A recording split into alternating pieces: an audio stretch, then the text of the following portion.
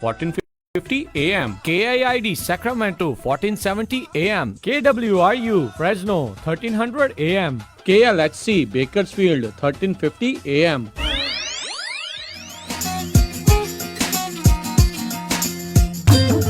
Punjabi radio USA ਸੁਣ ਰਹੇ ਸਾਰੇ ਹੀ ਮਾਣਯੋਗ ਅਤੇ ਸਤਿਕਾਰ ਤੇ ਸਰੋਤਿਆਂ ਨੂੰ ਬਹੁਤ ਹੀ ਪਿਆਰ ਸਤਿਕਾਰ ਸਹਿਤ ਦੋਨੋਂ ਜੋੜ ਕੇ ਨਿੱਘੀ ਜਿਹੀ ਸਤਿ ਸ੍ਰੀ ਅਕਾਲ ਸਭ ਨੂੰ ਜੀ ਆਇਆਂ ਨੂੰ ਆਖਦੇ ਹਾਂ। ਸੋ ਤੇ ਪ੍ਰੋਗਰਾਮ ਦੇ ਵਿੱਚ ਆਪ ਸਭ ਦਾ ਨਿੱਘਾ ਸਵਾਗਤ ਹੈ। ਪ੍ਰੋਗਰਾਮ ਅਪਡੇਟ ਅਮਰੀਕਾ ਲੈ ਕੇ ਹਾਜ਼ਰ ਹਾਂ। ਹਰਜੋਤ ਸਿੰਘ ਜੀ ਆਇਆਂ ਨੂੰ ਸਵਾਗਤ ਹੈ। ਸਤਿ ਸ੍ਰੀ ਅਕਾਲ। ਸਤਿ ਸ਼੍ਰੀ ਅਕਾਲ, ਧੰਨਵਾਦ ਜੀ ਆਇਆਂ ਨੂੰ। ਪੰਜਾਬੀ ਰੇਡੀਓ USA ਦੇ ਜਿੰਨੇ ਵੀ ਸਰੋਤੇ ਸਾਡੇ ਸਾਰੇ ਹੀ AM station, FM station, iPhone, Android the apps ਦੇ ਰਾਹੀਂ, ਟੈਲੀਫੋਨ ਦੇ ਰਾਹੀਂ, ਫੇਸਬੁੱਕ 'ਤੇ ਲਾਈਵ ਦੇਖ ਰਹੇ ਹੋ, ਸੁਣ ਰਹੇ ਹੋ, ਸਾਰਿਆਂ ਨੂੰ ਜੀ ਆਇਆਂ ਨੂੰ ਅਤੇ ਬਹੁਤ ਹੀ ਪਿਆਰ ਅਤੇ ਸਤਿਕਾਰ ਭਰੀ ਸਤਿ ਸ਼੍ਰੀ ਅਕਾਲ ਸਰੋਤਿਓ। ਅੱਜ ਫਰਵਰੀ ਦੀ 21 ਤਰੀਕ ਆ ਅਤੇ ਦਿਨ ਜਿਹੜਾ ਉਹ ਸ਼ੁੱਕਰਵਾਰ ਆ। ਪ੍ਰੋਗਰਾਮ ਸ਼ੁਰੂ ਕਰਨ ਤੋਂ ਪਹਿਲਾਂ ਸਾਡੇ ਅੱਜ ਦੇ ਸਪਾਂਸਰਸ ਦਾ ਧੰਨਵਾਦ ਕਰਦੇ ਜਾਈਏ। ਖਾਲਸਾ ਇੰਸ਼ੋਰੈਂਸ ਏਜੰਸੀ ਵਾਲੇ ਜਿਨ੍ਹਾਂ ਦੇ ਕੋਲੋਂ ਤੁਸੀਂ ਹਰ ਇੱਕ ਤਰੀਕੇ ਦੇ ਇੰਸ਼ੋਰੈਂਸ ਕਰਵਾ ਸਕਦੇ ਹੋ। ਇਸ ਮੌਕੇ ਕਵਰਡ ਕੈਲੀਫੋਰਨੀਆ ਦੇ ਦੁਆਰਾ ਇਸ ਸਾਲ ਦੀ ਹੈਲਥ ਇੰਸ਼ੋਰੈਂਸ ਲੈਣ ਦੇ ਲਈ ਤਰੀਕ ਨੂੰ ਅੱਗੇ ਜਿਹੜਾ ਉਹ ਵਧਾ ਦਿੱਤਾ ਗਿਆ ਆ।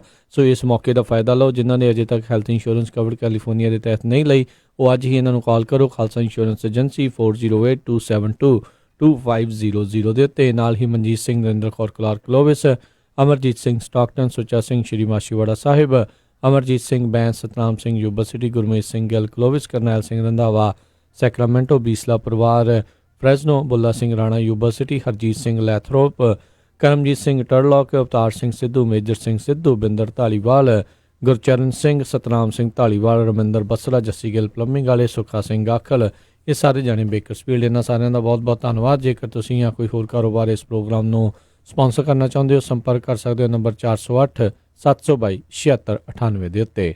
ਜੀ ਅੱਜ ਦੀਆਂ ਖਬਰਾਂ ਵੱਲ ਆਈਏ। ਸਭ ਤੋਂ ਪਹਿਲੀ ਖਬਰ ਆ ਰਹੀ, ਕਹਿੰਦੇ ਜਿਹੜੇ ਇੰਟੈਲੀਜੈਂਸ ਆਫੀਸ਼ੀਅਲ ਆ ਉਹਨਾਂ ਨੇ ਜਿਹੜੇ US ਦੇ ਲਾਅ ਮੇਕਰਸ ਹੈਗੇ ਆ ਉਹਨਾਂ ਨੂੰ ਵਾਰਨ ਕੀਤਾ ਆ ਵੀ ਰਸ਼ੀਆ ਜਿਹੜੀ ਆ ਆਲਰੇਡੀ ਟਰਾਈ ਕਰ ਰਿਹਾ 2020 ਦੀ ਇਲੈਕਸ਼ਨ ਦੇ ਵਿੱਚ, ਤਾਂ ਕਿ ਜਿਹੜਾ ਪ੍ਰੈਜ਼ੀਡੈਂਟ ਟਰੰਪ ਆ ਉਹਨਾਂ ਦੀ ਜਿੱਤ ਯਕੀਨੀ ਬਣਾਈ ਜਾ ਸਕੇ। ਸੋ ਇਸ ਤੋਂ ਪਹਿਲਾਂ ਵੀ ਜਿਹੜੇ ਪ੍ਰੈਜ਼ੀਡੈਂਟ ਡੋਨਲਡ ਟਰੰਪ ਆ ਉਹਨਾਂ ਨੇ ਤਾਂ ਰਸ਼ੀਆ ਦੇ ਹੱਕ ਵਿੱਚ ਕਿਹਾ ਸੀ ਵੀ ਕੋਈ ਕਿਸੇ ਤਰ੍ਹਾਂ ਦੀ ਮੈਡਲਿੰਗ ਨਹੀਂ ਹੋਈ, ਪਰ ਇਹ ਨਵੀਂ ਜਿਹੜੀ ਆ ਇੰਟੈਲੀਜੈਂਸ ਏਜੰਸੀਜ਼ ਆ ਉਹਨਾਂ ਵੱਲੋਂ ਇਹ ਜਿਹੜੀ ਰਿਪੋਰਟ ਆਈ ਹੈਗੀ ਆ।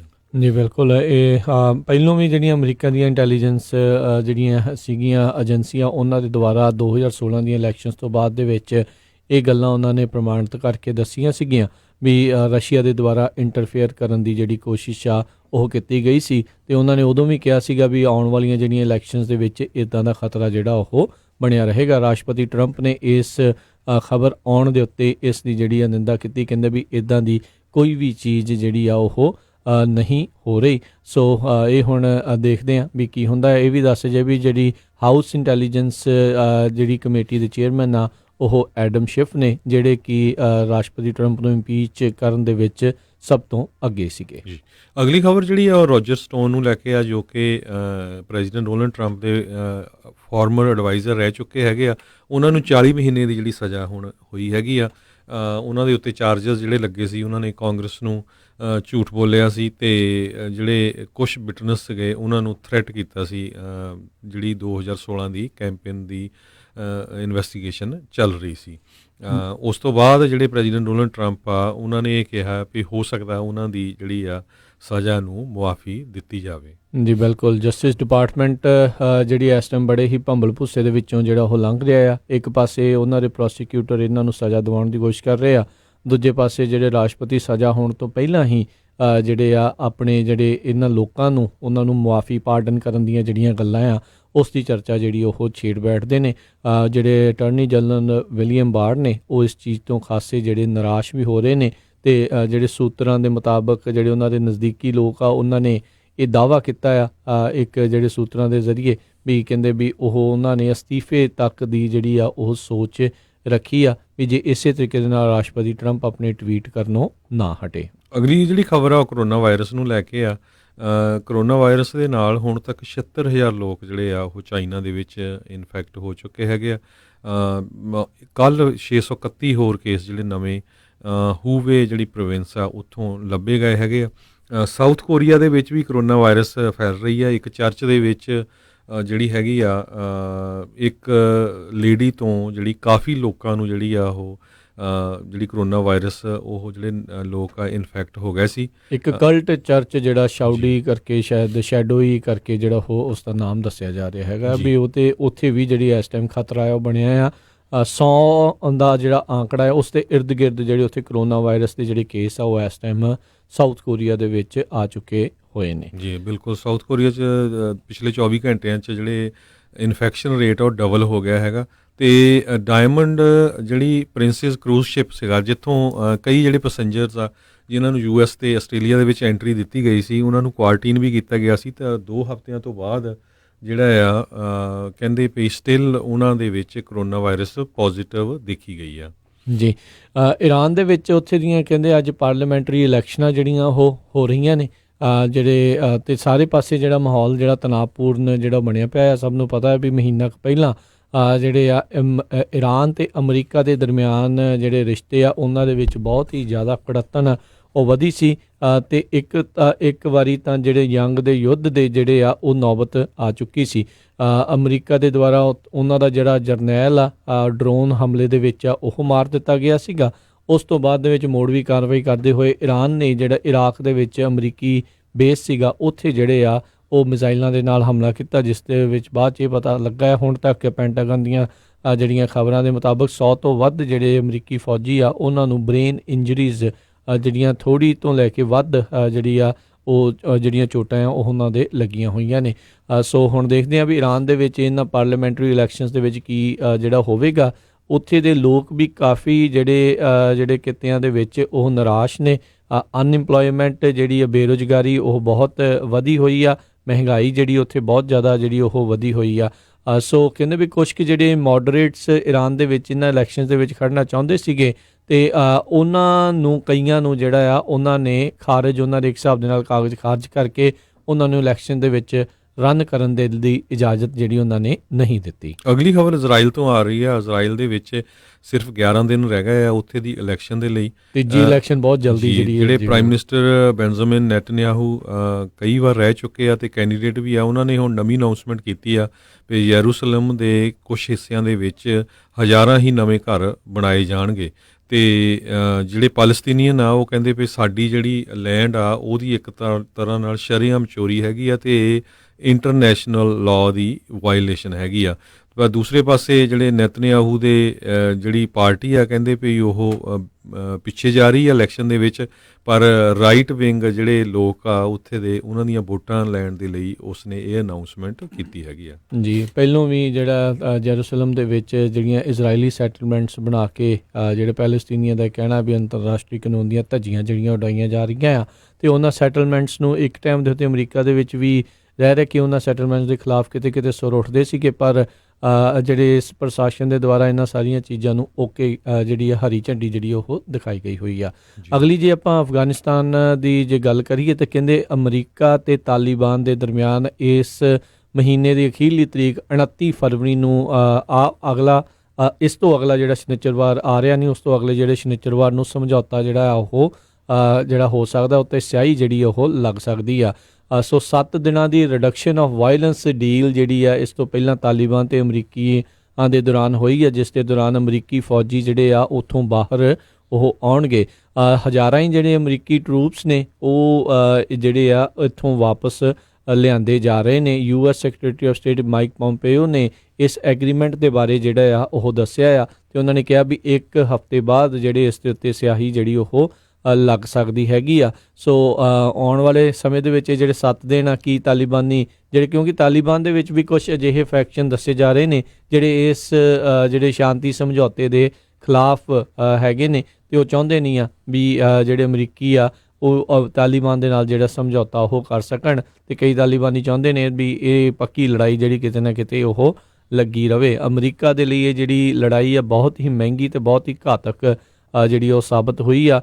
ਟੈਕਸ ਪੇਅਰ ਦਾ ਜਿਹੜਾ $1 ਟ੍ਰਿਲੀਅਨ ਤੋਂ ਵੱਧ ਜਿਹੜਾ ਇਸ ਦੇ ਵਿੱਚ ਖਰਚਾ ਹੋਇਆ ਆ ਅਤੇ 2400 ਤੋਂ ਵੱਧ ਅਮਰੀਕੀ ਜਾਨਾਂ ਇਸ ਦੇ ਵਿੱਚ ਜਾ ਚੁੱਕੀਆਂ ਨੇ। ਅਗਲੀ ਖਬਰ ਜਿਹੜੀ ਆ ਪ੍ਰੈਜ਼ੀਡੈਂਸ਼ੀਅਲ ਕੈਂਡੀਡੇਟਸ ਡੈਮੋਕ੍ਰੈਟਿਕ ਪਾਰਟੀ ਦੇ ਉਹਨਾਂ ਦੀ ਕੈਂਡੀਡੇਟਸ ਨੂੰ ਲੈ ਕੇ ਹੈਗੀ ਆ। ਬਲੂਮਬਰਗ ਦੀ ਜਿਹੜੀ ਪੋਜੀਸ਼ਨ ਆ ਉਹ ਕਾਫੀ ਮਾੜੀ ਰਹੀ। ਪਿਛਲੀ ਜਿਹੜੀ ਡੀਬੇਟ ਹੋਈ ਸੀ ਲਾਸ ਵੈਗਸ ਦੇ ਵਿੱਚ। ਜਿਹੜਾ ਬਰਨੀ ਸੈਂਡਰਸ ਆ ਉਹਨਾਂ ਦੀ ਪੋਜੀਸ਼ਨ ਕਾਫੀ ਸਟਰੋਂਗ ਚੱਲ ਰਹੀ ਆ, ਅਤੇ ਜਿਹੜੀ ਡੈਮੋਕ੍ਰੈਟਿਕ ਐਸਟੈਬਲਿਸ਼ਮੈਂਟ ਆ ਉਹ ਹੁਣ ਟਰਾਈ ਕਰ ਰਹੇ ਆ ਵੀ ਕਿਸੇ ਨਾ ਕਿਸੇ ਤਰ੍ਹਾਂ ਆਪਾਂ ਜਿਹੜਾ ਬਰਨੀ ਸੈਂਡਰਸ ਆ ਉਸ ਨੂੰ ਦੱਬੀਏ ਅਤੇ ਜਿਹੜੇ ਬਲੂਮਬਰਗ ਆ ਉਹਨੂੰ ਉੱਪਰ ਚੱਕੀਏ। ਈਵਨ ਕਹਿੰਦੇ ਪਈ ਐਲਿਜ਼ਾਬੈਥ ਵੈਰਨ ਦੀ ਪੋਜੀਸ਼ਨ ਵੀ ਗੁੱਡ ਨਹੀਂ ਹੈਗੀ, ਉਹਦੀ ਖੁਦ ਦੀ ਸਟੇਟ ਮੈਸਾਚੂਸੈਟਸ ਜਿੱਥੇ ਉਹ ਸੈਨੇਟਰ ਹੈਗੀ ਆ, ਉੱਥੇ ਜਿਹੜੇ ਬਰਨੀ ਸੈਂਡਰਸ ਦੇ ਜਿਹੜੇ ਲੇਟੈਸਟ ਪੋਲ ਆਏ ਆ ਉਹਨਾਂ ਨੂੰ 21% ਦੇ ਕਰੀਬ ਲੋਕ ਪਸੰਦ ਕਰਦੇ ਆ ਅਤੇ ਐਲਿਜ਼ਾਬੈਥ ਵੈਰਨ ਨੂੰ 20% ਕਰਦੇ ਆ। ਸੋ ਬਰਨੀ ਸੈਂਡਰਸ ਨੂੰ ਰੋਕਣਾ ਹੁਣ ਕਾਫੀ ਔਖਾ ਲੱਗਦਾ ਹੈਗਾ ਡੈਮੋਕ੍ਰੇਟਸ ਨੂੰ, ਐਸਟੈਬਲਿਸ਼ਮੈਂਟ ਦੇ ਲਈ। ਜਿਹੜੇ ਬਰਨੀ ਸੈਂਡਰਸ ਉਸਨੇ ਬੀਤੇ ਦਿਨਾਂ ਦੇ ਵਿੱਚ ਹਰਜੋਤ ਸਿੰਘ ਜੀ ਇੱਕ ਜਿਹੜਾ ਪੇਸ਼ਕਸ਼ ਕੀਤੀ, ਕਹਿੰਦੇ ਵੀ ਕਿਉਂ ਨਾ ਡੈਮੋਕ੍ਰੇਟ ਪਾਰਟੀ ਦਾ ਕੈਂਡੀਡੇਟ ਉਹ ਬਣੇ ਜਿਹੜਾ ਸਭ ਤੋਂ ਵੱਧ ਵੋਟਾਂ ਜਿਹੜਾ ਆ ਉਸ ਦੇ ਨਾਲ ਜਿੱਤਦਾ ਆ। ਇਹ ਡੈਮੋਕ੍ਰੇਟ ਉਹੀ ਨੇ ਜਿਹੜੇ ਕਹਿੰਦੇ ਸੀਗੇ ਵੀ ਜਿਹੜੀ ਪੋਪੂਲਰ ਵੋਟ ਆ ਪ੍ਰੈਜ਼ੀਡੈਂਸੀ ਦੇ ਲਈ ਜਿਹੜੀ ਆ ਉਹ ਹੋਣੀ ਚਾਹੀਦੀ ਹੈ ਇਲੈਕਟਰਲ ਵੋਟ ਦੀ ਥਾਂ ਦੇ ਉੱਤੇ, ਅਤੇ ਜਦ ਉਹਨਾਂ ਦੀ ਆਪਣੀ ਪਾਰਟੀ ਦੇ ਵਿੱਚ ਕਹਿੰਦੇ ਇਹ ਗੱਲ ਆਈ ਆ ਤਾਂ ਉਸ ਦੇ ਉੱਤੇ ਉਹਨਾਂ ਨੇ ਇਤਰਾਜ਼ ਜਿਹੜਾ ਆ ਉਹ ਜਤਾਇਆ। ਉਹ ਕਹਿੰਦੇ ਵੀ ਜਿਹੜੇ ਡੈਲੀਗੇਟਸ ਦੇ ਜ਼ਰੀਏ ਹੀ ਜਿਹੜਾ ਆ ਇਸ ਦਾ ਫੈਸਲਾ ਆ ਉਹ ਲਿਆ ਜਾਵੇਗਾ। ਸੋ ਇਹਦੇ ਕਰਕੇ ਵੀ ਜਿਹੜੇ ਬਹੁਤ ਸਾਰੇ ਖਾਸ ਕਰਕੇ ਇੰਡੀਪੈਂਡੈਂਟ ਜਾਂ ਜਿਹੜੇ ਯੰਗ ਵੋਟਰ ਨੇ ਜਾਂ ਵਿੱਚ ਵਿਚਾਲੇ ਵਾਲੇ ਨੇ ਉਹ ਦੇਖਦੇ ਨੇ ਵੀ ਜਿਹੜੀ ਡੈਮੋਕ੍ਰੇਟ ਪਾਰਟੀ ਆ ਜਦੋਂ ਆਪਣੀ ਘਰ ਦੀ ਗੱਲ ਆਉਂਦੀ ਉਦੋਂ ਹੋਰ ਗੱਲਾਂ ਕਰਦੇ ਨੇ, ਅਤੇ ਜਦੋਂ ਬਾਹਰਲੀ ਗੱਲ ਆਉਂਦੀ ਆ ਤਾਂ ਉਦੋਂ ਫਿਰ ਹੋਰ ਤਰੀਕੇ ਦਾ ਜਿਹੜਾ ਰੰਗ ਆ ਉਹ ਇਖਤਿਆਰ ਕਰ ਜਾਂਦੇ ਨੇ। ਸੋ ਆਈ ਥਿੰਕ ਇਹ ਸਾਰੀਆਂ ਪਾਰਟੀਆਂ ਦੇ ਵਿੱਚ ਇੱਦਾਂ ਦੀਆਂ ਜਿਹੜੀਆਂ ਚੀਜ਼ਾਂ ਆ ਉਹ ਹੁੰਦੀਆਂ ਹੀ ਨੇ, ਪਰ ਇਹ ਇੱਕ ਕਾਫੀ ਵੱਡੇ ਜਿਹੜੇ ਪ੍ਰਸ਼ਨ ਹੈਗੇ ਨੇ। ਜਿਹੜੇ ਐਸਟੈਬਲਿਸ਼ਡ ਡੈਮੋਕ੍ਰੇਟਸ ਆ ਉਹ ਜਿੱਦਾਂ ਤੁਸੀਂ ਵੀ ਜ਼ਿਕਰ ਕੀਤਾ ਉਹ ਚਾਹੁੰਦੇ ਨਹੀਂ ਆ ਵੀ ਜਿਹੜਾ ਪ੍ਰੋਗਰੈਸਿਵ ਕੈਂਡੀਡੇਟ ਬਰਨੀ ਸੈਂਡਰਸ ਆ ਉਹ ਡੈਮੋਕ੍ਰੇਟ ਪਾਰਟੀ ਨੂੰ ਆਉਂਦੀਆਂ 2020 ਇਲੈਕਸ਼ਨ ਦੇ ਵਿੱਚ ਲੀਡ ਕਰੇ। ਸੋ ਇਸੇ ਤਰ੍ਹਾਂ ਜਿਹੜੇ ਸੈਨੇਟਰ ਬਰਨੀ ਸੈਂਡਰਸ ਆ ਉਹਨਾਂ ਨੇ ਬਲੈਕ ਵੋਟਰਸ ਦੇ ਵਿੱਚ ਵੀ ਆਪਣੀ ਜਿਹੜੀ ਆ ਕਾਫੀ ਸਟਰੋਂਗ ਜਿਹੜਾ ਉਹਨੇ ਹਿੱਸਾ ਪਾ ਲਿਆ ਆ। ਲੇਟੈਸਟ ਪੋਲ ਜਿਹੜੇ ਆਏ ਹੈਗੇ ਆ ਉਹਨਾਂ ਦੇ ਮੁਤਾਬਕ ਕਹਿੰਦੇ ਵੀ ਹੁਣ 29% ਬਲੈਕ ਵੋਟਰਸ ਦੀ ਬੈਕਿੰਗ ਹੈਗੀ ਆ ਬਰਨੀ ਸੈਂਡਰਸ ਨੂੰ, ਅਤੇ ਜੋ ਬਾਈਡਨ ਨੂੰ 31% ਆ। ਸੋ ਬਲੈਕ ਵੋਟਰਸ ਦੇ ਵਿੱਚ ਵੀ ਉਹਨਾਂ ਦੀ ਜਿਹੜੀ ਪੋਜੀਸ਼ਨ ਆ ਸਟਰੋਂਗ ਹੁੰਦੀ ਜਾਂਦੀ ਹੈ। ਜੋ ਬਾਈਡਨ ਕਾਫੀ ਜਿਹੜਾ ਆ ਸਾਊਥ ਕੈਰੋਲੀਨਾ ਦੇ ਉੱਤੇ ਜਿਹੜੀਆਂ ਆਸਾਂ ਉਮੀਦਾਂ ਜਿਹੜੀਆਂ ਉਹ ਲਾ ਕੇ ਬੈਠਾ ਆ। ਉੱਦਾਂ ਗੱਲ ਉਹਨਾਂ ਦੀ ਵੀ ਠੀਕ ਸੀਗੀ ਵੀ ਜਿਹੜੇ ਲਟੀਨੋਸ ਅਤੇ ਜਿਹੜੇ ਬਲੈਕ ਵੋਟਰਸ ਆ ਉਹ ਪ੍ਰਾਇਮਰੀਜ਼ ਉਹਨਾਂ ਦੀਆਂ ਜਿਹੜੀਆਂ ਸੁਪਰ ਟਿਊਜ਼ਡੇ ਨੂੰ ਮੇਜਰ ਤੌਰ ਦੇ ਉੱਤੇ ਹੋਣੀਆਂ ਆ, ਪਰ ਜਿੱਦਾਂ ਇਹ ਰਿਪੋਰਟਾਂ ਵੀ ਆ ਰਹੀਆਂ ਨੇ ਬਰਨੀ ਸੈਂਡਰਸ ਦੇ ਉੱਤੇ ਕਾਫੀ ਜਿਹੜੀ ਆ ਨਜ਼ਰ ਆ ਉਹ ਉਹਨਾਂ ਦੀਆਂ ਨਜ਼ਰਾਂ ਦੇ ਵਿੱਚ ਵੀ ਉਹ ਥੋੜ੍ਹਾ ਉੱਚਾ ਜਿਹੜਾ ਹੁੰਦਾ ਜਾ ਰਿਹਾ ਆ। ਇੱਕ ਚੀਜ਼ ਸਾਰਿਆਂ ਨੇ ਨੋਟ ਕੀਤੀ ਹੋਣੀ ਹੈ, ਕੈਲੀਫੋਰਨੀਆ ਦੇ ਵਿੱਚ ਇਹਨਾਂ ਜਿਹੜੀਆਂ ਪ੍ਰਾਇਮਰੀਜ਼ ਦੇ ਦੌਰਾਨ ਇਹਨਾਂ ਕੈਂਡੀਡੇਟਸ ਦਾ ਜਿਹੜਾ ਜ਼ੋਰ ਉਹ ਬਹੁਤਾ ਨਹੀਂ ਲੱਗ ਰਿਹਾ। ਕਾਰਨ ਇਸ ਦੇ ਵਿੱਚ ਇਹ ਹੈਗਾ ਵੀ ਕਈ ਸੂਬਿਆਂ ਦੇ ਵਾਂਗ ਕੈਲੀਫੋਰਨੀਆ ਦੇ ਵਿੱਚ ਅਗਾਊਂ ਵੋਟ ਪਾਉਣ ਦਾ ਜਿਹੜਾ ਇੱਥੇ ਸਾਧਨ ਜਿਹੜਾ ਹੈਗਾ ਸੁਵਿਧਾ ਜਿਹੜੀ ਉਹ ਦਿੱਤੀ ਹੋਈ ਹੈ। ਸੋ ਤਕਰੀਬਨ 1 ਮਹੀਨਾ ਪਹਿਲਾਂ ਲੋਕਾਂ ਦੇ ਘਰਾਂ ਦੇ ਵਿੱਚ ਜਿਹੜੇ ਵੋਟਿੰਗ ਐਬਸੈਂਟੀ ਬੈਲਟਸ ਜਿਹੜੇ ਉਹ ਪਹੁੰਚ ਜਾਂਦੇ ਨੇ। ਸੋ ਉਹ ਅਖੀਰਲੇ ਮੌਕੇ ਤੱਕ ਅਖੀਰਲੇ ਦਿਨ ਕਿਉਂਕਿ ਵੋਟ ਸਿਰਫ ਉਦਣ ਹੀ ਜਿਹੜੀ ਉਹ ਨਹੀਂ ਲਈ ਜਾਂਦੀ, ਇਸ ਲਈ ਪਹਿਲਾਂ ਜ਼ੋਰ ਜਿਹੜੇ ਉਹ ਗ੍ਰਾਸ ਰੂਟ ਲੈਵਲ ਦੇ ਉੱਤੇ ਇੱਥੋਂ ਹੀ ਜਿਹੜੇ ਲਾ ਕੇ ਜਿਹੜੀ ਐਬਸੈਂਟੀ ਬੈਲਟ ਵੋਟਾਂ ਪਾਉਣ ਦੇ ਵਿੱਚ ਜ਼ੋਰ ਜਿਹੜਾ ਉਹਨਾਂ ਦਾ ਲੱਗਾ ਹੋਇਆ ਆ। ਜੇ ਤੁਸੀਂ ਦੇਖੋ ਐਡਸ ਵਗੈਰਾ ਵੀ ਅਤੇ ਬਾਕੀ ਸਾਰੀਆਂ ਚੀਜ਼ਾਂ ਵੀ ਇਹਨਾਂ ਲੋਕਾਂ ਦੇ ਦੁਆਰਾ ਜਿਹੜੀਆਂ ਉਹ ਘੱਟ ਹੈਗੀਆਂ ਨੇ, ਅਤੇ ਉਹਨਾਂ ਦੇ ਜਿਹੜੇ ਕੈਂਪੇਨ ਪ੍ਰੋਗਰਾਮਸ ਆ ਉਹ ਵੀ ਥੋੜ੍ਹੇ ਘੱਟ ਨਜ਼ਰ ਆ ਰਹੇ ਨੇ। ਜੀ, ਅਗਲੀ ਖਬਰ ਇੰਡੀਆਨਾ ਤੋਂ ਆ ਰਹੀ। ਇੰਡੀਆਨਾ ਦੇ ਵਿੱਚ ਕਹਿੰਦੇ ਕਿ ਇੱਕ ਲੇਡੀ ਨੇ ਬੱਚੇ ਨੂੰ ਜਨਮ ਦਿੱਤਾ ਅਤੇ ਉਹ 3 ਦਿਨਾਂ ਬਾਅਦ ਕਾਰ 'ਤੇ ਜਾ ਰਹੀ ਸੀ ਜਦੋਂ ਉਹਦੀ ਕਾਰ ਇੱਕ ਗਾਰਡ ਜਿਹੜਾ ਰੇਲ ਹੈਗਾ ਉਹਦੇ ਨਾਲ ਟਕਰਾ ਗਈ, ਅਤੇ ਉਹ ਤੋਂ ਬਾਅਦ ਉੱਥੇ ਇੱਕ ਟਰੱਕ ਸੀਗਾ ਜਿਹੜਾ 4000 ਕਰੀਬ ਦੇ ਗੈਲਨ ਦੇ ਕਰੀਬ ਜੈਟ ਫਿਊਲ ਲੈ ਕੇ ਜਾ ਰਿਹਾ ਸੀ, ਅਤੇ ਉਹਦੇ ਵਿੱਚੋਂ ਉਸ ਬੀਬੀ ਨੇ ਉਸ ਡਰਾਈਵਰ ਨੂੰ ਕੱਢਿਆ। ਸੋ ਹੁਣ ਉਹਨੂੰ ਜਿਹੜੀ ਬਹਾਦਰੀ ਦੀਆਂ ਗੱਲਾਂ ਉਹਦੇ ਬਾਰੇ ਹੋ ਰਹੀਆਂ ਵੀ ਦੇਖੋ ਹਜੇ 3 ਦਿਨ ਪਹਿਲਾਂ ਉਹਦੇ ਬੱਚਾ ਹੋਇਆ ਸੀ ਅਤੇ ਉਸਨੇ ਇੱਕ ਜਿਹੜਾ ਆ ਡਰਾਈਵਰ ਆ ਜਿਹੜੇ ਟਰੱਕ ਨੂੰ ਬਹੁਤ ਬੁਰੀ ਤਰ੍ਹਾਂ ਅੱਗ ਲੱਗੀ ਸੀ ਉਹਨੂੰ ਉਹਦੇ ਵਿੱਚੋਂ ਕੱਢ ਲਿਆ। ਜੀ ਬਿਲਕੁਲ। ਸੋ ਜਿੱਦਾਂ ਆਪਾਂ ਹਰਜੋਤ ਸਿੰਘ ਜੀ ਡਿਬੇਟ ਦੀ ਜਿਹੜੀ ਉਹ ਗੱਲ ਕਰ ਰਹੇ ਸੀਗੇ, ਮਾਈਕ ਬਲੂਮਬਰਗ ਦਾ ਜਿਹੜੇ ਕਾਫੀ ਹਾਲਾਤ ਜਿੱਦਾਂ ਤੁਸੀਂ ਪਹਿਲਾਂ ਦੱਸਿਆ ਉਹਦੇ ਵਿੱਚ ਪਤਲੇ ਰਹੇ। ਐਲਿਜ਼ਾਬੈਥ ਵੈਰਨ ਨੇ ਕਾਫੀ ਜ਼ਿਆਦਾ ਜਿਹੜਾ ਉਸ ਦੇ ਉੱਤੇ ਜਿਹੜੀ ਸਖਤੀ ਵੀ ਜਿਹੜੀ ਦਿਖਾਈ ਹੈ, ਜਿਹੜੀਆਂ ਹੁਣ ਵੀਡੀਓਜ਼ ਕਾਫੀ ਜ਼ਿਆਦਾ ਵਾਇਰਲ ਵੀ ਹੋ ਰਹੀਆਂ ਵੀ ਜਿਹੜਾ ਮਾਈਕ ਬਲੂਮਬਰਗ ਆ ਜਦ ਉਸ ਨੂੰ NDS ਦੇ ਬਾਰੇ ਨਾਨ ਡਿਸਕਲੋਜ਼ਰ ਐਗਰੀਮੈਂਟਸ ਦੇ ਬਾਰੇ ਜਿਹੜਾ ਉਹ ਪੁੱਛਿਆ ਗਿਆ ਤਾਂ ਉਹ ਕਿਤੇ ਨਾ ਕਿਤੇ ਉਹਦੇ ਕਹਿ ਲਓ ਵੀ ਰੰਗ ਉੱਡ ਗਏ ਸੀਗੇ ਵੀ ਬਾਅਦ ਦੇ ਵਿੱਚ ਹੁਣ ਬਣੂਗਾ ਕੀ। ਐਲਿਜ਼ਾਬੈਥ ਵੈਰਨ ਨੇ ਕਿਹਾ ਵੀ ਜਿਹੜੇ ਤੁਸੀਂ NDA ਦੇ ਵਿੱਚੋਂ ਕਿਉਂ ਉਹਨਾਂ ਔਰਤਾਂ ਨੂੰ ਹੁਣ ਬਾਹਰ ਜਿਹੜਾ ਕਿਉਂ ਨਹੀਂ ਕੱਢ ਦਿੰਦੇ ਤਾਂ ਜੋ ਉਹ ਵੀ ਆਪਣਾ ਪੱਖ ਆ ਉਹ ਸਾਹਮਣੇ ਜਿਹੜਾ ਉਹ ਰੱਖ ਸਕਣ। ਮਾਈਕ ਬਲੂਮਬਰਗ ਆਪਣੇ ਰੇਸਿਸਟ ਰਿਮਾਰਕਸ ਕਰਕੇ ਜਿਹੜੇ ਤੇ ਨਾਲ ਦੇ ਨਾਲ ਜਿਹੜੇ ਮਾਈਨੋਰਟੀਜ਼ ਦੇ ਬਾਰੇ ਜਿਹੜੀਆਂ ਗੱਲਾਂ ਨੂੰ ਲੈ ਕੇ ਤੇ ਔਰਤਾਂ ਦੇ ਨਾਲ ਜਿਹੜੇ ਸਲੂਕ ਜਿਹੜਾ ਉਸ ਦਾ ਰਿਹਾ ਆ ਉਸ ਨੂੰ ਲੈ ਕੇ ਹੁਣ ਕਾਫੀ ਵਿਵਾਦਾਂ ਦੇ ਵਿੱਚ ਘਿਰਦਾ ਜਾ ਰਿਹਾ ਆ। ਸੋ ਇਸ ਦੇ ਲਈ ਵੀ ਆਉਣ ਵਾਲੀ ਜਿਹੜੀ ਇਹ ਪ੍ਰਾਇਮਰੀਜ਼ ਜਿਹੜੀਆਂ ਹੈਗੀਆਂ ਆ ਉਹ ਕੋਈ ਇੰਨੀਆਂ ਸੁਖਾਲੀਆਂ ਜਿਹੜੀਆਂ ਉਹ ਨਹੀਂ ਰਹਿਣ ਵਾਲੀਆਂ। ਨੋ ਡਾਊਟ ਉਹ ਬਿਲੀਅਨਰ ਆ, ਉਸ ਦੇ ਕੋਲ ਬਹੁਤ ਡਾਲਰ ਨੇ ਜਿਹੜੇ ਇਨ ਇਲੈਕਸ਼ਨ ਦੇ ਵਿੱਚ ਜਿਹੜੇ ਉਹ ਖਰਚਣ ਦੇ ਲਈ, ਪਰ ਇਹ ਦੇਖਣ ਵਾਲੀ ਗੱਲ ਰਹੂਗੀ ਵੀ ਲੋਕ ਜਿਹੜੇ ਆ ਕਿਸ ਨੂੰ ਜ਼ਿਆਦਾ ਪਸੰਦ ਕਰਨਗੇ। ਜੀ, ਅਗਲੀ ਖਬਰ ਜਿਹੜੀ ਆ ਰਹੀ ਆ ਉਹ ਆਈਡਾਹੋ ਤੋਂ ਆ ਰਹੀ, ਬੋਇਸ ਆਈਡਾਹੋ, ਜਿੱਥੇ ਇੱਕ ਸੀਨੀਅਰ ਸਿਟੀਜ਼ਨ ਦਾ ਜਿਹੜਾ ਕੰਪਲੈਕਸ ਸੀ ਜਿੱਥੇ ਸ਼ੂਟਿੰਗ ਹੋਈ, ਜਿਹਦੇ ਨਾਲ ਇੱਕ ਬੰਦੇ ਦੀ ਜਿਹੜੀ ਮੌਤ ਹੋ ਗਈ ਤੇ 3 ਜਾਣੇ ਜਿਹੜੇ ਆ ਬੁਰੀ ਤਰ੍ਹਾਂ ਫੱਟੜ ਹੋ ਗਏ। ਸੋ ਉਹਨਾਂ ਤਿੰਨਾਂ ਦੇ ਵਿੱਚੋਂ ਇੱਕ ਜਣਾ ਪੁਲਿਸ ਆਫੀਸਰ ਵੀ ਸੀ। ਜੀ, ਅਗਲੀ ਜਿਹੜੀ ਹਰਜੋਤ ਸਿੰਘ ਦੀ ਗੱਲ ਖਬਰ ਆ ਰਹੀ ਹੈ ਨਿਊਯਾਰਕ ਤੋਂ। ਨਿਊਯਾਰਕ ਨੂੰ ਜਿਹੜਾ ਆ ਸਟੇਟ ਅਟਾਰਨੀ ਜਨਰਲ ਆ ਉਹਨਾਂ ਨੇ ਆਖਿਆ ਆ ਵੀ $810 ਮਿਲੀਅਨ ਜਿਹੜੇ ਆ ਇਸ ਟਾਈਮ ਕਰਜ਼ੇ ਦੇ ਮਾਰ ਦੇ ਅਧੀਨ ਆਏ ਹੋਏ ਜਿਹੜੇ ਟੈਕਸੀ ਚਾਲਕ ਨੇ, ਕੈਬੀਜ਼ ਨੇ, ਉਹਨਾਂ ਨੂੰ ਜਿਹੜੇ ਆ ਉਹ ਦਿੱਤੇ ਜਾਣ। ਅਟਾਰਨੀ ਜਨਰਲ ਉਹਨਾਂ ਨੇ ਆਖਿਆ ਵੀ ਜਿਹੜੇ ਨਿਊਯਾਰਕ ਵਾਲੇ ਆ ਉਹਨਾਂ ਨੇ ਸਿਟੀ ਨੇ ਜਿਹੜਾ ਧੋਖੇ ਦੇ ਨਾਲ ਪਰਮਿਟਸ ਦੀ ਵੈਲਿਊ ਆ ਉਸ ਨੂੰ ਇਨਫਲੇਟ ਕੀਤਾ, ਉਸ ਦੀਆਂ ਕੀਮਤਾਂ ਨੂੰ ਜਿਹੜਾ ਉਹ ਵਧਾਇਆ ਤੇ ਜਿਹੜੀਆਂ ਉੱਥੋਂ ਦੀਆਂ ਜਿਹੜੀਆਂ ਯੈਲੋ ਟੈਕਸੀਜ਼ ਆ ਉਸ ਨੂੰ ਚਲਾਉਣ ਦੇ ਲਈ। ਸਭ ਨੂੰ ਪਤਾ ਹੈ ਵੀ ਉੱਥੇ ਜਿਹੜਾ ਮੈਡੈਲੀਅਨ ਆ ਜਾਂ ਜਿਹੜੀ ਪਲੇਟ ਦੀ ਜਿਹੜੀ ਆ ਪ੍ਰਾਈਸ ਆ ਇੱਕ ਟਾਈਮ ਦੇ ਉੱਤੇ ਬਹੁਤ ਹੀ ਜ਼ਿਆਦਾ ਜਿਹੜੀ ਉਹ ਹੁੰਦੀ ਸੀ। ਕਹਿੰਦੇ ਵੀ ਜਾਣ ਬੁੱਝ ਕੇ ਇਹਨਾਂ ਨੇ ਕੀਮਤਾਂ ਜਿਹੜੀਆਂ 2004 ਤੋਂ 2017 ਦੇ ਦਰਮਿਆਨ millions of dollar, hundreds of millions of dollar ਜਿਹੜੀਆਂ ਕੀਮਤਾਂ ਆ ਉਹਨਾਂ ਨੇ ਉਹ ਵਧਾ ਕੇ ਜਿਹੜੀਆਂ ਉਹਨਾਂ ਤੋਂ ਲਈਆਂ ਆ। ਸੋ ਅਟਾਰਨੀ ਜਨਰਲ ਆਫਿਸ ਨੇ ਇੱਕ ਕਥਿਤ ਤੌਰ ਦੇ ਉੱਤੇ ਟੈਕਸੀ ਲਿਮੋਜ਼ੀਨ ਕਮਿਸ਼ਨ ਦੇ ਉੱਤੇ ਜਿਹੜੇ ਇਸ ਤਰੀਕੇ ਦੇ ਜਿਹੜੇ ਚਾਰਜਿਸ ਆ ਹੁਣ ਲਾਏ ਆ ਤੇ $810 ਮਿਲੀਅਨ ਇਹਨਾਂ ਕੈਬੀਜ਼ ਨੂੰ, ਟੈਕਸੀ ਡਰਾਈਵਰਸ ਨੂੰ ਦੇਣ ਦੀ ਗੱਲ ਆਖੀ ਆ। TLC ਵਾਲੇ ਇਹ ਹੁਣ ਦੇਖਦੇ ਆ ਵੀ ਇਹਨਾਂ ਦੀ ਗੱਲ ਨੂੰ, ਅਟਾਰਨੀ ਜਨਰਲ ਦੀ ਗੱਲ ਨੂੰ ਉਹ ਮੰਨਦੇ ਨੇ ਜਾਂ ਨਹੀਂ ਮੰਨਦੇ, ਪਰ ਇੱਕ ਨਵੀਂ ਚਰਚਾ ਜਿਹੜੀ ਜ਼ਰੂਰ ਉੱਥੇ ਟੈਕਸੀ ਚਾਲਕਾਂ ਦੇ ਦਰਮਿਆਨ ਜਿਹੜੀ ਇਹ ਛਿੜ ਚੁੱਕੀ ਆ। ਜੀ, ਅਗਲੀ ਖਬਰ ਜਿਹੜੀ ਸਟਾਕ ਮਾਰਕੀਟ ਨੂੰ ਲੈ ਕੇ ਆ, ਕੱਲ੍ਹ ਵੀ ਜਿਹੜੀ ਸਟਾਕ ਮਾਰਕੀਟ ਆ 400 ਦੇ ਕਰੀਬ ਪੁਆਇੰਟਸ ਡਾਊਨ ਗਈ ਸੀ। ਅੱਜ ਫੇਰ ਜਿਹੜੀ ਸਟਾਕ ਮਾਰਕੀਟ ਹੈ 190 ਪੁਆਇੰਟ ਜਿਹੜੀ ਆ ਡਾਊਨ ਗਈ ਹੈਗੀ ਆ। ਇਹਦੇ ਬਾਰੇ ਕੋਈ ਸੋਲਿਡ ਹਜੇ ਰੀਜ਼ਨ ਤਾਂ ਨਹੀਂ ਆਇਆ ਵੀ ਕਿਉਂ 2 ਦਿਨਾਂ ਦੇ ਵਿੱਚ ਮਾਰਕੀਟ ਇੰਨੀ ਡਾਊਨ ਗਈ ਆ, ਪਰ ਇੱਕ ਕਹਿੰਦੇ ਕਰੋਨਾ ਵਾਇਰਸ ਦਾ ਵੀ ਅਸਰ ਇਹਦੇ 'ਤੇ ਹੋ ਸਕਦਾ ਹੈਗਾ ਆ। ਜੀ ਬਿਲਕੁਲ, ਜਦੋਂ ਚਾਈਨਾ ਨੇ ਡਾਊਨ ਜਾਣਾ ਹੈ ਤੇ ਸਭ ਨੂੰ ਹੀ ਪਤਾ ਹੈ ਵੀ ਓਵਰਆਲ ਇਹ ਸਾਰਿਆਂ ਦੇ ਨਾਲ ਜੁੜੀ ਹੋਇਆ ਹੈਗਾ।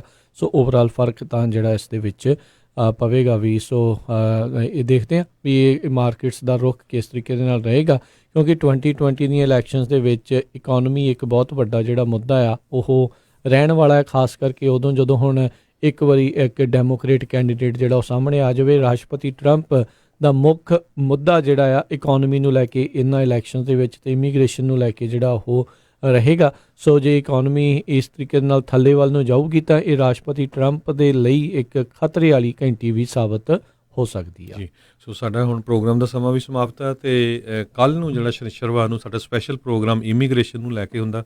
ਸੋ ਪਲੀਜ਼ ਵੱਧ ਤੋਂ ਵੱਧ ਆਪਣੇ ਦੋਸਤਾਂ ਮਿੱਤਰਾਂ ਨਾਲ ਸ਼ੇਅਰ ਕਰਿਆ ਕਰੋ।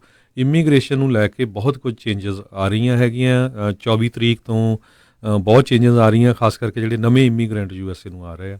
ਸੋ ਉਹ ਆਪਾਂ ਡਿਸਕਸ ਕਰਾਂਗੇ ਤੇ ਹੁਣ ਆਪਾਂ ਸਰੋਤਿਆਂ ਤੋਂ ਇਜਾਜ਼ਤ ਲੈਂਦੇ ਹਾਂ ਤੇ ਮੇਰੇ ਹਰਜੋਤ ਸਿੰਘ ਖਾਲਸਾ ਵੱਲੋਂ, ਮੇਰੇ ਰਾਜਕਰਮੀਰ ਸਿੰਘ ਵੱਲੋਂ ਤੁਹਾਨੂੰ ਸਾਰਿਆਂ ਨੂੰ ਪਿਆਰ ਸਤਿਕਾਰ ਸੇ ਨਿੱਘੀ ਜਿਹੀ ਸਤਿ ਸ੍ਰੀ ਅਕਾਲ। ਜਿਉਂਦੇ ਵਾਸਤੇ ਰਹੋ, ਹੱਸਦੇ ਖੇਡਦੇ ਰਹੋ, ਸੁਣਦੇ ਰਹੋ ਪੰਜਾਬੀ ਰੇਡੀਓ USA।